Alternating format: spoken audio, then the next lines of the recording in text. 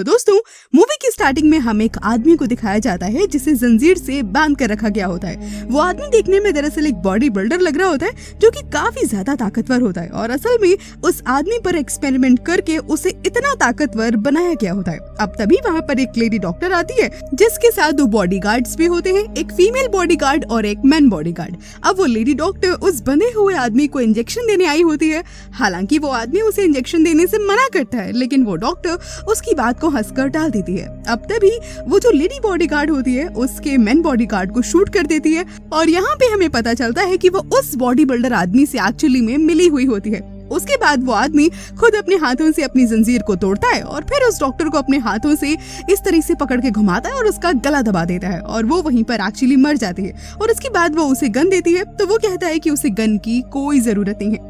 इसके बाद जब वो लोग वहाँ से बाहर निकलते हैं तो हमें दिखाया जाता है कि वहाँ पर बहुत सारे ज़ॉम्बीज होते हैं और जिनसे उन्हें एक्चुअली में लड़ना होता है। वो ज़ॉम्बीज आगे से भी और हर तरफ से उन पर वार कर रहे होते हैं। वो लड़की गन से उन्हें शूट कर रही होती है जबकि उस लड़के के लिए उसके हाथ ही काफी होते हैं। वो किसी तरह से उन्हें मारते हुए वहाँ से बाहर निकल जाते हैं और जब बाहर आकर देखते हैं तो वहाँ पर और भी ज्यादा ज़ॉम्बीज होते हैं। वो किसी तरह से उनका सामना करते हुए लड़ते लड़ाते वहाँ से हालांकि फाइनली निकल ही जाते हैं। अब 24 घंटे बाद हम अगले सीन में देखते हैं कि एक आदमी होता है जो कि अपने घर के फ्लोर पर पूरी तरह से शराब के नशे में डूबकर सो रहा होता है। इसके बाद जब वो उठता है तो घर का सारा सामान उसे बिखरा हुआ दिखाई पड़ता है और उसके बाद जब वो वॉशरूम का दरवाजा खोलता है तो उसे कल रात की पार्टी के सीन्स जो है वो एक्चुअली याद आने लगते हैं। और दरअसल कल उसकी बर्थडे पार्टी होती है जिसमें उसके कई सारे फ्रेंड्स वहाँ पर आए होते हैं और वो जो कल रात में हुआ होता है उसको याद करके स्माइल करने लगता है कि कैसे सभी लोग डांस कर रहे थे, मस्ती कर रहे थे, ड्राइंग्स कर रहे थे और कैसे उसके सभी दोस्त उसके चेहरे पर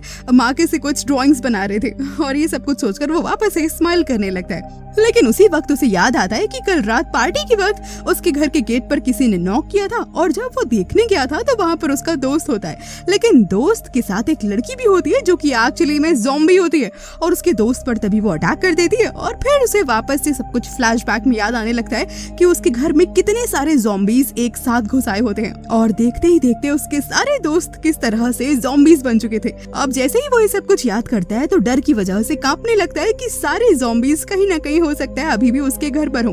और तभी पर्दे के पीछे से एक ज़ॉम्बी निकलता है और उस पर अटैक कर देता है। किसी तरह से वो वहाँ से बच के भाग निकलता है और बिल्डिंग के टेरेस पर चला जाता है। फिर मौका देखकर दूसरी तरफ से बाहर निकल जाता है और बिल्डिंग के नीचे आ जाता है। अब यहाँ पर हमें एक मीटिंग दिखाई जाती है जिसमें सभी लोग उस आदमी को ढूंढने की बातें कर रहे होते हैं जो एक लड़की की मदद से भाग निकला होता है। खैर तभी उसमें उनका एक मेन आदमी बोलता है कि उसे किसी भी तरह से पकड़ कर लेकर आओ, उसे जल्दी से पकड़ो, अगर ज़ॉम्बीज बीच में आते तो उन्हें भी बॉम्ब गिराकर ढेर कर दो, लेकिन मुझे किसी भी हाल में वो आदमी चाहिए। और इसके बाद 2 बॉडीगार्ड्स को उनके पीछे लगा देता है और उन बॉडीगार्ड्स के सेंसर से उन्हें पता चल जाता है कि 2 जिंदा लोग उनके कुछ दूरी पर होते हैं और वो कहते हैं कि जरूर पक्का ये दोनों वही लोग होंगे। इसके बाद उस लड़की और बॉडी बिल्डर को दिखाया जाता है। वो लड़की सीढ़ियों पर बैठकर एक्चुअली किसी से फोन पर बातें कर रही होती है और वो बॉडी बिल्डर ज़ॉम्बी से लड़ रहा होता है। तभी वो आदमी जिसका कल रात में बर्थडे होता है वो घूमते फिरते उस लड़की के ठीक पीछे आकर के खड़ा हो जाता है और उसी आदमी के पीछे बहुत सारे ज़ॉम्बीज भी आ जाते हैं। वो लड़की तुरंत जल्दी से उठती है और उसे शूट करने लगती है। अब उस आदमी को लगता है कि वो लड़की उसे मार रही है जबकि वो तो उन ज़ॉम्बीज को मार रही होती है। अब होता ये है कि उन ज़ॉम्बीज को मारने के चक्कर में जब वो जल्दी जल्दी गन चलाती है तो उस बॉडी बिल्डर को शूट कर देती है और इसीलिए उसे बहुत ज्यादा अफसोस होता है। और तभी वो आदमी को भी डांटती है जिसका बर्थडे होता है कि ये सब तुम्हारी वजह से हुआ है, तुम इसके बारे में कुछ भी नहीं जानते हो और तुम्हारी वजह से मैंने अपने बॉडी बिल्डर पर गोली चला दी है। और फिर वो आदमी भी उस लड़की को ज़ॉम्बीज से बचा लेता है और कहता है कि ये सब आखिर चल क्या रहा है। तब वो उसे कहती है कि देखो अभी इस वक्त बात करने का बिल्कुल भी टाइम नहीं है, अगर तुम्हारे पास छुपने के लिए कोई जगह हो तो मुझे बताओ और अगर नहीं है तो फिर मेरे साथ चल दो। और इसके बाद तभी वो उस आदमी से उसका नाम पूछती है तो वो कहता है कि मेरा नाम पेड्रो है और वो उस लड़के को अपना नाम मारिया बताती है। अब 2 घंटे चलने के बाद उन्हें एक बहुत ही खाली सा घर मिल जाता है जहाँ पर टॉयलेट की बहुत ही गंदी स्मेल आ रही होती है और इससे उन्हें पता चलता है कि यहाँ पर पहले भी कोई रह रहा होता है।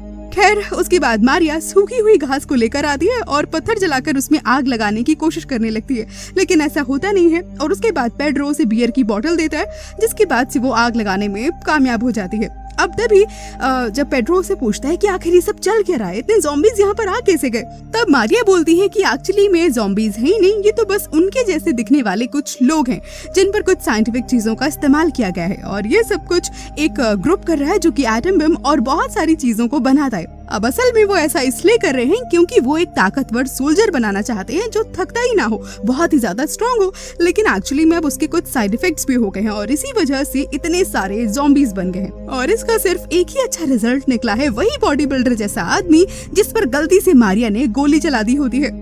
अब इसके बाद पेड्रो वापस से पूछता है कि अब हम कहाँ जाएंगे, तो इस पर मारिया कहती है कि यहाँ पर पास में एक आइलैंड है, हालांकि वो कुछ खास नहीं है, लेकिन हाँ खाने पीने की और सोने की व्यवस्था हो जाएगी और ये ज़ॉम्बीज भी वहाँ पर नहीं होंगे तो हम आराम से रह सकते हैं। उसके बाद पेड्रो मारिया को अपने बर्थडे पार्टी के बारे में बताने लगता है और ये भी बताता है कि किस तरह से ज़ॉम्बीज ने वहाँ पर आकर सब कुछ खराब कर दिया और उसके सारे दोस्तों को खा लिया। इस पर मारिया कहती है कि मुझे ये जानकर काफी ज्यादा अफसोस है। खैर इसके बाद वो बोलती है कि देखो हमारे पास अभी काफी ज्यादा समय नहीं है, 4 घंटे मैं पहरा दूंगी, तब तक तुम सो जाओ। लेकिन पेड्रो कहता है कि नहीं, पहले मैं पहरा दूंगा तो तुम सो जाओ। और मारिया जाकर सो जाती है और कुछ ही देर में इधर पेड्रो भी सो जाता है और वो तभी सपने देखने लगता है जिसमें वो प्रिंस होता है और मारिया प्रिंसेस होती है। वो उसे बहुत ही बुरे लोगों से बचा रहा होता है और तभी वो देखता है कि मारिया के साथ वो एक महल में जाता है जहाँ पर एक आदमी होता है जो कि मारिया के गर्दन पर एक नाइफ रखी होता है, लेकिन पेड्रो बिल्कुल हीरो की तरह उसके गन से शूट कर देता है और ये देखकर मारिया उसे गर्दन पर किस कर देती है। और जब उसकी आंख खुलती है तो वो देखता है कि मारिया की जगह पर एक आदमी है जो उसे एक्चुअली में किस कर रहा होता है। अब वहाँ पर एक्चुअली 2 लोग आ गए होते हैं जिन्होंने मारिया और पेड्रो को घेर लिया होता है और तभी उनमें से एक आदमी कहता है कि उसे पेड्रो बहुत पसंद है। खैर तभी जल्दी से मारिया उसे अपनी गन छीन लेती है, लेकिन जैसे ही शूट करने वाली होती है कि तभी एक बहुत ही अजीब सा माहौल हो जाता है और सभी लोग बेहोश हो जाते हैं। लेकिन जैसे ही सभी लोग उठते हैं तो मारिया को छोड़कर सभी लोग बहुत ही अजीब सा बिहेव करने लगते हैं और वो दोनों लोग तो ज़ॉम्बी बन चुके होते हैं। लेकिन यहाँ पर पेड्रो के साथ एक बहुत ही अजीब सी चीज होती है। वो देखता है कि उसका एक हाथ फट चुका होता है और सारी उंगलियां भी गिर चुकी होती हैं और वहाँ पर एक बड़ा सा चूहा निकल आया होता है। वो चूहा भी एक्चुअली में खून पीता होता है, बिल्कुल ज़ॉम्बीज की तरह। और जब वो बाहर निकल कर देखते हैं तो उन्हें पता चलता है कि यहाँ पर एक्चुअली में एक ब्लास्ट हुआ होता है और उसी की वजह से ये सब कुछ हो रहा होता है। और वो दोनों लोग भी अजीब सी हरकतें करने लगते हैं जो कि सेंसर की मदद से इन दोनों को ढूंढने आए होते हैं जिन्हें मीटिंग के एक्चुअली हेड ने भेजा होता है। उसके बाद हमें मीटिंग का वही सीन दिखाया जाता है जहाँ पर जो हेड होते हैं वो उन पर गुस्सा हो रहे होते हैं कि मैंने तुम्हें सिंपल सा बम ब्लास्ट करने के लिए कहा था, ना कि एटम बम ब्लास्ट करने के लिए, और उसी की रेडियो एक्टिव धूल से सब लोग इस तरह से बन रहे हैं। और इसके बाद वो लोग काफी देर तक सोचते रहते हैं और इसके बाद वो लोग डिसाइड करते हैं कि वो अपने सबसे ताकतवर आदमी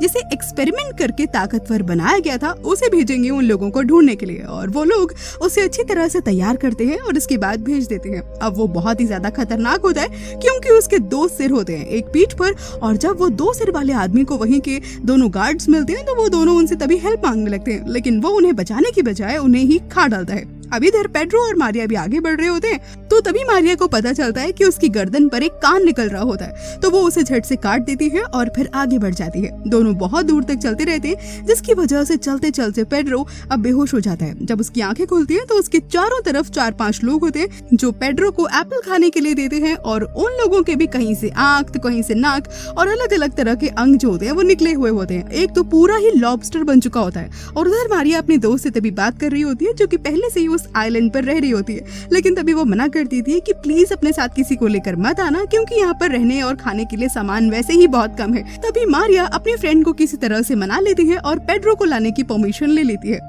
अब उसी वक्त वहाँ पर 2 सिर वाला आदमी आ जाता है, लेकिन पता नहीं उसे क्या होता है, वो इधर उधर देखता है और फिर अचानक से वहाँ से भाग जाता है। अब इसके बाद वहाँ पर एक जायंट चूहा आता है और सबको मार देता है।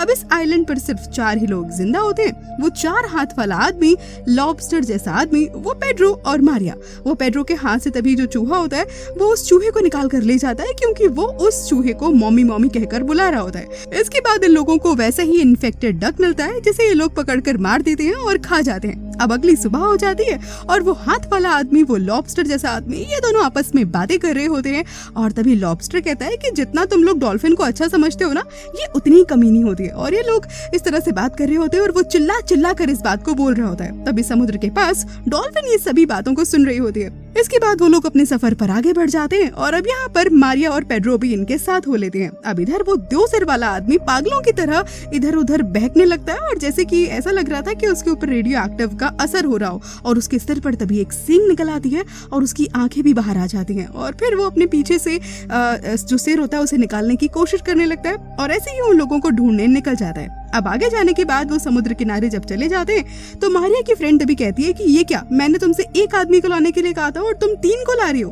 खैर छोड़ो, बोट अभी कुछ ही देर में आने वाली है, पर लॉबस्टर को अपने घर समुद्र में ही जाना होगा। तो वो सबको अलविदा कहकर वहाँ से जा ही रहा होता है कि तभी ज़ॉम्बीज उसके दोस्त हाथ वाले आदमी को काटने लगते हैं और फिर वो लॉबस्टर उसकी जान बचाता है। लेकिन अचानक से वहीं पर डॉल्फिन आ जाती है और लॉबस्टर पर हमला कर देती है। अब इधर वो 2 सिर वाला आदमी अपने पीछे वाले सिर को तभी हटाकर अलग कर देता है, लेकिन जैसे ही मारिया गन से उसे शूट करने वाली होती है तो गन में गोली ही नहीं होती है और तभी वो आदमी उस पर हंसने लगता है। इसके बाद मारिया और वो आदमी दोनों हाथ से ही फाइट करने लगते हैं। अब इधर वो डॉल्फिन उस लॉबस्टर के हाथ को काट देती है और वो डॉल्फिन को तलवार से तभी इस तरह से मारने की कोशिश कर रहा होता है, लेकिन वो 2 सिर वाला आदमी मारिया का गला दबाकर उसे मारने ही वाला होता है कि तभी पेड्रो उस आदमी की ही गन निकालता है और उसे शूट करने लगता है। लेकिन यहाँ पर गलती से मारिया को ही लग जाती है। तभी मारिया जोर से चिल्लाती है और बोलती है कि कमीने, तुझे गन भी चलानी नहीं आती, कोई बच्चा भी आंख बंद करके इसे कर सकता है। और इसके बाद मारिया आंख बंद करके उस आदमी को मार देती है। अब इसके बाद ये लोग वहाँ से चले जाते हैं और वो लॉबस्टर जो होता है वो अपनी आखिरी सांसों को गिन रहा होता है और तभी वो हाथ वाले आदमी से कहता है कि ये लेटर मेरी गर्लफ्रेंड लॉबस्टर को दे देना, और इसके बाद अलविदा कहकर वो मर जाता है। अब इसके बाद हम लोग देखते हैं कि ये तीनों एक साथ बैठे होते हैं और यहाँ पर पेड्रो तभी मारिया को गन चलाने के लिए सॉरी बोलता है। इसके बाद ये तीनों हंसने लगते हैं और सिगरेट पीते हुए यहाँ पर इस मूवी की अब एंडिंग हो जाती है। तो दोस्तों, कैसी लगी आपको ये मूवी? अगर आपको इस मूवी की कहानी अच्छी लगी हो तो इसे अपने दोस्तों के साथ शेयर कीजिएगा, इस वीडियो को लाइक कीजिएगा और हाँ, इस चैनल को सब्सक्राइब भी कीजिएगा। मैं जल्दी से वापस आऊंगी किसी और अमेजिंग सी मूवी की कहानी के साथ। Till then, take care.